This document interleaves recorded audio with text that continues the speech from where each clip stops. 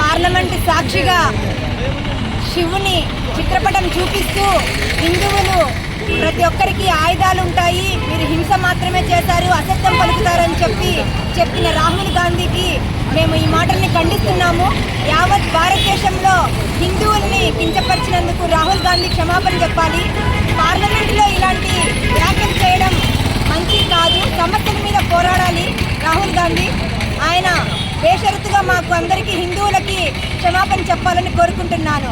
రాహుల్ గాంధీ, రాహుల్ గాంధీ. ఇవాళ భారతదేశంలో పార్లమెంటు సాక్షిగా ప్రజా సమస్యలు, ప్రభుత్వ వైఫల్యాలను ప్రశ్నించాల్సినటువంటి రాహుల్ గాంధీ పార్లమెంటులో అదే ఒక వేదిక అనుకొని ఈ యొక్క భారతదేశంలో ఉన్నటువంటి 120 కోట్ల మంది హిందువులను కించపరిచేలా, హిందువుల ఆరాధ్య దైవమైనటువంటి ఈశ్వరుని చిత్రపటాన్ని చూపించి హిందువులు చేసేటువంటిది హింస హింస హింస అనడంతో పాటు అసత్యం అసత్యం అని చెప్పి ఆయన స్పీకర్ గారికి చూపించడం ఏదైతే ఉందో అది చాలా శోచనీయం. ఎందుకైనా నీకు ఈ యొక్క మీ పార్లమెంట్లో ఓట్లు వేసింది, పార్లమెంట్కి పంపించింది ఎందుకైనా అని చెప్పి హిందూ సమాజం తరఫున రాహుల్ గాంధీని ప్రశ్నిస్తూ ఉన్నాం.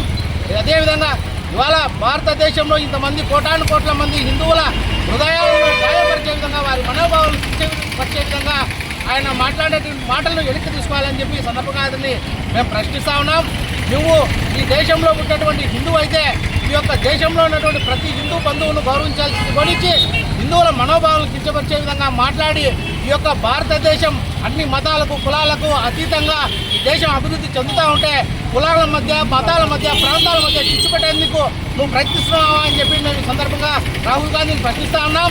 ఇకనైనా కూడా కళ్ళు తెరుచుకొని ఈ యొక్క హిందూ సమాజానికి నువ్వు బేషరతుగా క్షమాపణ చెప్పినంత వరకు కూడా ఏ రోజు నేను వదిలిపెట్టామని చెప్పి ఈ సందర్భంగా నేను హెచ్చరిస్తా ఉన్నాం.